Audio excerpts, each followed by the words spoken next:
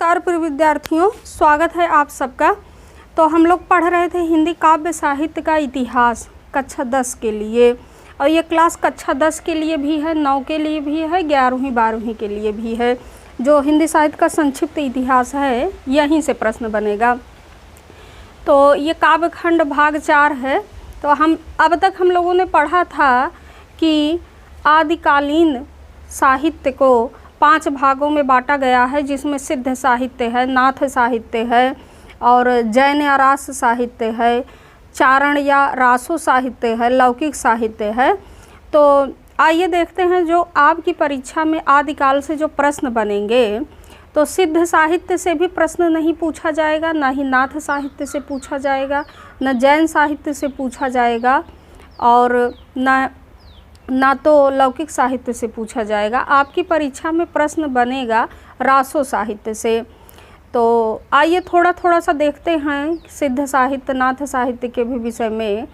देखिए, सिद्धों की जो संख्या है ना, तो जो आदिकालीन साहित्य है तो उसमें सबसे पहले है सिद्ध साहित्य।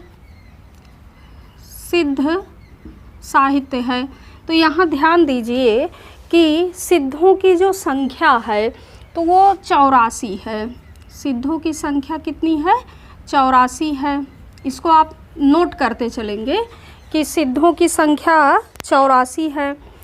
उसी प्रकार सिद्धों की संख्या 84 है और नाथों की जो संख्या है वो 9 है। नाथों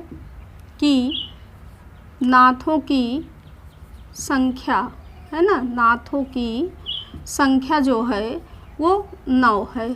ठीक है, इसको ध्यान में रखेंगे। सिद्ध 84 थे और नाथ 9 थे।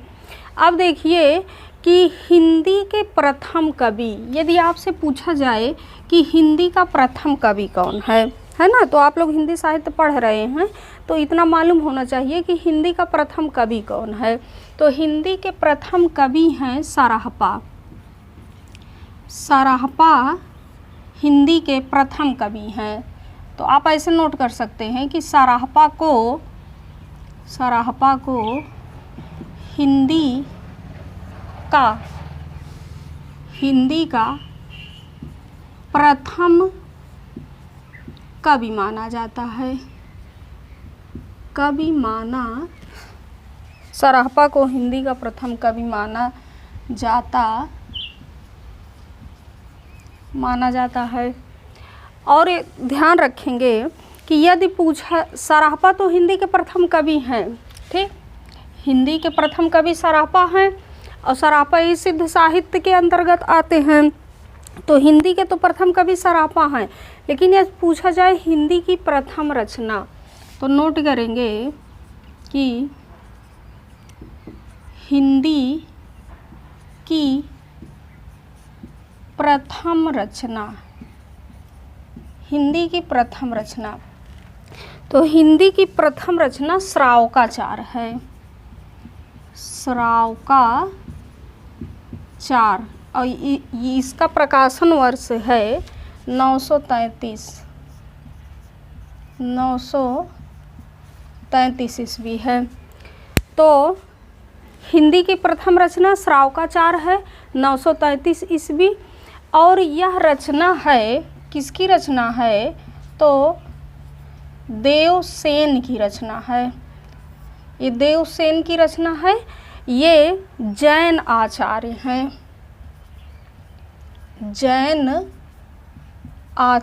हैं। देवसेन जो हैं ये जैन आचार्य हैं। और इनकी प्रथम रचना है श्रावकाचार, इनकी प्रथम रचना है। हिंदी की प्रथम रचना श्रावकाचार है ना, हिंदी की प्रथम रचना श्रावकाचार है। अब देखिए, हिंदी साहित्य के प्रथम कवि तो सराहपा हैं, लेकिन सराहपा की कोई रचना उपलब्ध न होने के कारण जैन आचार्य देवसेन की रचना श्रावकाचार को हिंदी की पहली रचना माना जाता है। तो इनके जो सराहपा हैं, इनके दोहे उपलब्ध हैं, इनके दोहे मिलते हैं, लेकिन इनकी कोई पुस्तक नहीं मिलती है। इसलिए देवसेन की रचना श्रावकाचार को हिंदी की प्रथम रचना माना गया है। अब ये जो देवसेन है ये रास साहित्य जैन साहित्य के अंतर्गत आते हैं। उसके बाद देखिए कि नाथ साहित्य के आरंभकर्ता, नाथ साहित्य के आरंभकर्ता, नाथ साहित्य के आरंभकर्ता कौन है? तो गोरखनाथ हैं।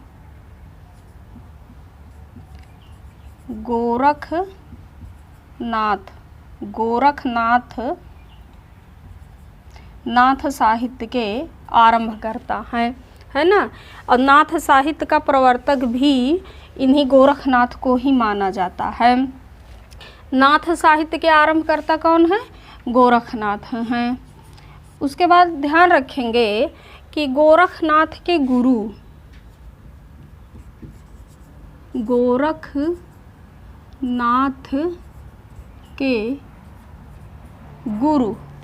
कौन है? तो मत्स्येंद्रनाथ हैं। मत्स्येंद्रनाथ हैं गोरखनाथ के गुरु, इसको ध्यान रखेंगे। अब हम लोग आते हैं रासो साहित्य में, जहाँ से आपकी परीक्षा में प्रश्न बनेंगे। तो आइए देखते हैं कि रासो साहित्य की प्रमुख रचनाएं, रासो साहित्य की प्रमुख रचनाएं। तो नंबर 1 इसमें ध्यान रखेंगे कि नंबर 1 है खुमाड़ रासो। अब खुमाड़ रासो किसकी रचना है? तो दलपति विजय की है। दलपति विजय की रचना है खुमाड़ रासो। उसके बाद है बीसल देव रासो।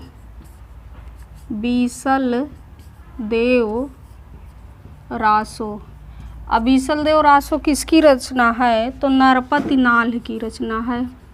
नरपति नाल की रचना है।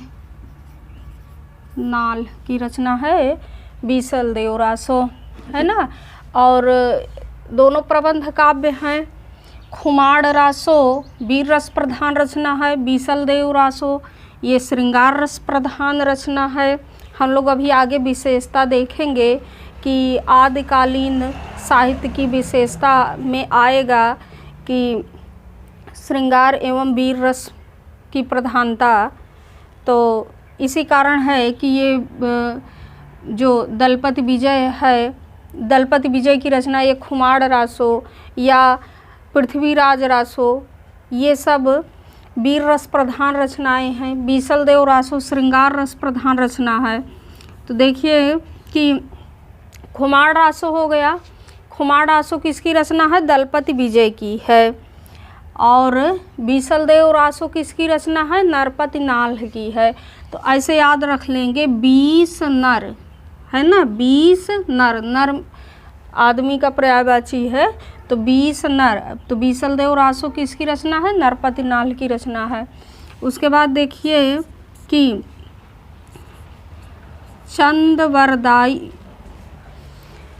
पृथ्वीराज रासो, चंदवरदाई की रचना है पृथ्वीराज रासो। तो देखिए पृथ्वीराज रासो किसकी रचना है? चंदवरदाई की है। चंदवरदाई की रचना है पृथ्वीराज रासो।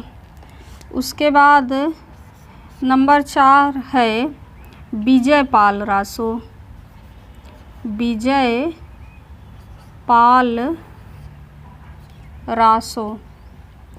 विजयपाल रासो किसकी रचना है? तो नल सिंह की है। नल सिंह की रचना है विजयपाल रासो। और नंबर 5 है परमाल रासो। परमाल रासो। परमाल रासो किसकी रचना है? जगनिक की। जगनिक की रचना है परमाल रासो। और इस परमाल रासो को आल्हा खंड भी कहा जाता है। आल्हा खंड के नाम से भी जाना जाता है, जो वर्षा ऋतु में गाया जाता है, आल्हा। तो देखिए कि रासो साहित्य की जो प्रमुख रचनाएं हैं, खुमाड़ रासो दलपत विजय की रचना है, बीसलदेव रासो नरपति नाल की रचना है, पृथ्वीराज रासो चंदबरदाई की रचना है, विजयपाल रासो नल सिंह की है, परमाल रासो जगनिक की रचना है। परमाल रासो को ही आल्हा खंड के नाम से जाना जाता है। उसके बाद देखिए कि अगली जो रचना है वो है हमीर रासो, है ना, हमीर रासो। हमीर रासो किसकी रचना है? सारंगधर की रचना है। सारंगधर की रचना है हमीर रासो। और जयचंद प्रकाश, जयचंद प्रकाश, जयचंद प्रकाश किसकी रचना है? तो जयचंद्र प्रकाश रचना है केदार भट्ट की है। केदार भट्ट की रचना है जयचंद्र प्रकाश। और जय मयंक जस चंद्रिका, जय मयंक जस चंद्रिका, जय मयंक जस चंद्रिका किसकी रचना है? तो मधुकर की रचना है। मधुकर की रचना है जय मयंक जस चंद्रिका। अब ध्यान रखेंगे कि देखो जयचंद प्रकाश तो केदार भट्ट की रचना है और जय मयंक जस चंद्रिका मधुकर की रचना है। तो देखो जय मयंक, मयंक में माँ और मधुकर कवि की ये रचना है ना। तो माँ से इसको जोड़ के याद कर लेंगे कि जय मयंक जस चंद्रिका मधुकर का है, जयचंद प्रकाश केदार भट्ट की रचना है। और एक रचना है कि रणमल छंद। रणमल छंद किसकी रचना है? तो श्रीधर की रचना है। श्रीधर की रचना है रणमल छंद। तो इतना आपको याद रखना है। यहाँ से एक प्रश्न अवश्य पूछा जाएगा रासो साहित्य से। तो देखिए कि खुमाड़ रासो दलपत विजय की रचना है, बीसलदेव रासो नरपति नाल की रचना है, पृथ्वीराज रासो चंदबरदाई की रचना है, विजयपाल रासो नल सिंह की रचना है, परमाल रासो जगनिक की रचना है, इसे आल्हा खंड के नाम से भी जाना जाता है। और हमीर रासो सारंगधर की रचना है, जयचंद प्रकाश केदार भट्ट की रचना है, और जय मयंक जस चंद्रिका मधुकर कवि की रचना है, रणमल छंद श्रीधर की रचना है। तो आइए अब हम लोग देखते हैं कि आदिकाल की जो विशेषताएं हैं।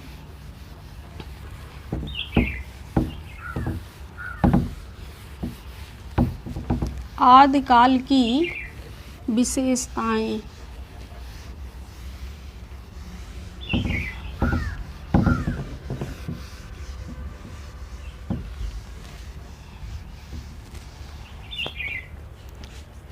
विशेषताओं से भी प्रश्न पूछा जाएगा। तो आइए देखते हैं कि आदि काल की प्रवृत्तियाँ, इसी को विशेषताएं कहते हैं। विशेषताएं देखिए, आदिकाल में जो कवि रहते थे वो राजा के आश्रय में रहते थे। आदिकाल में कवि राजाओं के आश्रय में रहते थे और राजा के साथ में युद्ध क्षेत्र में जाते थे। तो वहाँ पर वो राजाओं को युद्ध करते हुए देखते थे, फिर उनकी वीरता का वर्णन करते थे अपनी रचनाओं में। तो पहली विशेषता हो जाएगी, आदिकाल की पहली विशेषता हो जाएगी कि आश्रयदाता राजाओं का, आश्रयदाता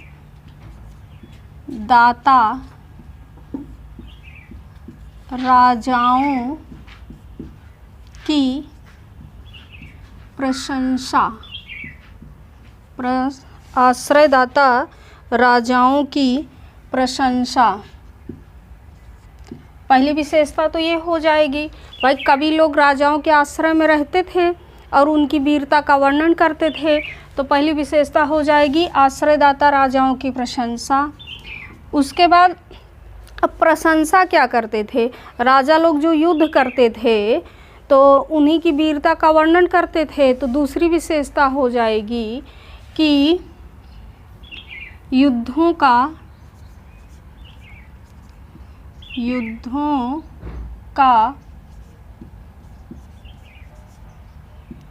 सुंदर एवं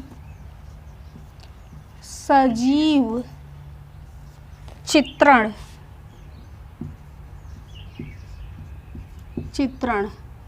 देखिए दूसरी विशेषता हो जाएगी कि युद्धों का सुंदर एवं सजीव चित्रण।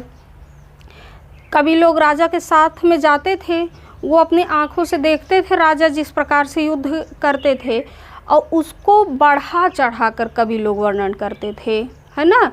खूब अधिक राजा की प्रशंसा करते थे भाई, राजा के आश्रय में रहते थे, राजा की प्रशंसा करते थे, इसके बदले में उनको धन इत्यादि मिलते थे, तो वो खूब बढ़ा चढ़ा कर राजाओं की प्रशंसा करते थे। तो एक विशेषता हो जाएगी कि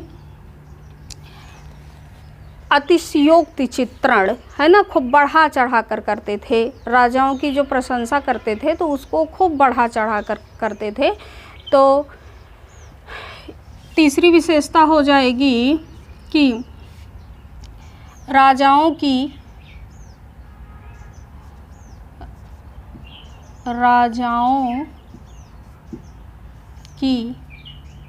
वीरता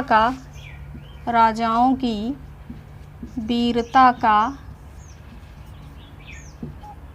अतिशयोक्ति, राजाओं की वीरता का अतिशयोक्ति पूर्ण वर्णन, यह भी एक विशेषता हो जाएगी। उसके बाद देखिए कि चौथी विशेषता हो जाएगी, अब आपने देखा ना कि जो ग्रंथ थे वो वीर रस प्रधान भी थे, श्रृंगार रस भी प्रधान ग्रंथ थे, तो एक विशेषता हो जाएगी श्रृंगार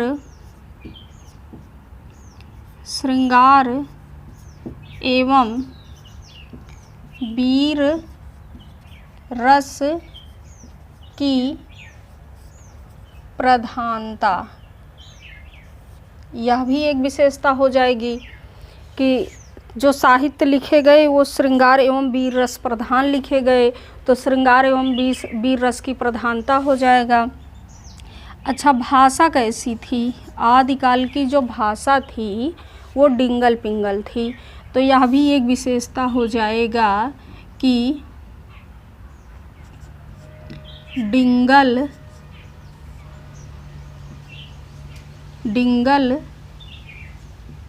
पिंगल भाषा का प्रयोग, डिंगल पिंगल भाषा का प्रयोग। देखो जो राजस्थानी और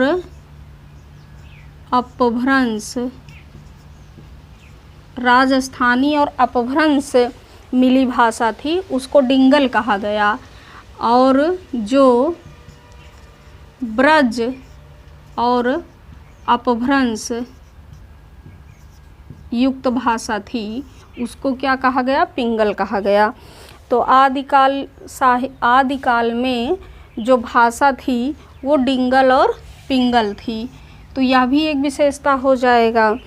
और आदिकाल में क्या था, राष्ट्रीय भावना का अभाव था। जैसे जो राजा छोटे छोटे क्षेत्र में रहते थे तो बस उतने ही भूभाग को वो अपना सर्वस्व समझते थे, तो जो सामूहिक राष्ट्रीयता की भावना थी उसका अभाव था। तो एक विशेषता यह भी हो जाएगी कि सामूहिक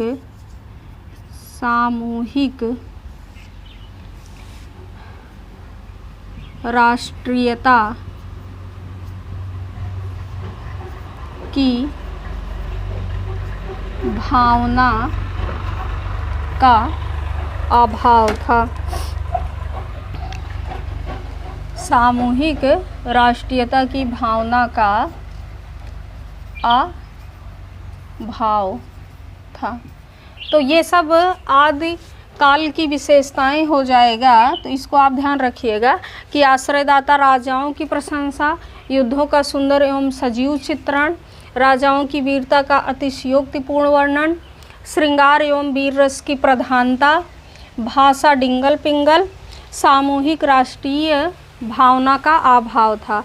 और इसी के साथ में याद रखेंगे कि हर काल के साहित्य में प्रकृति चित्रण तो मिलता ही मिलता है ना। तो आपको यदि कुछ ना याद आए तो इसको याद रखना कि प्रकृति का सुंदर एवं सजीव चित्रण है ना। फिलहाल लिखने के लिए नहीं आएगा, विकल्प में रहेगा, वहाँ से आपको सही विकल्प चुनना है। इसके पहले जब परीक्षा होती थी ना तो 2 विशेषताएं लिखने के लिए आता था, 2 नंबर का प्रश्न रहता था वो, तो उसमें लिखना पड़ता था 2 विशेषताएं। तो अब तो सब विकल्प में रहेगा। अब तो आसान है कि आप विकल्प में देखेंगे और सही विकल्प पहचान लेंगे। तो अब इसके आगे हम लोग फिर भक्तिकाल पढ़ेंगे। तो धन्यवाद प्रिय विद्यार्थियों।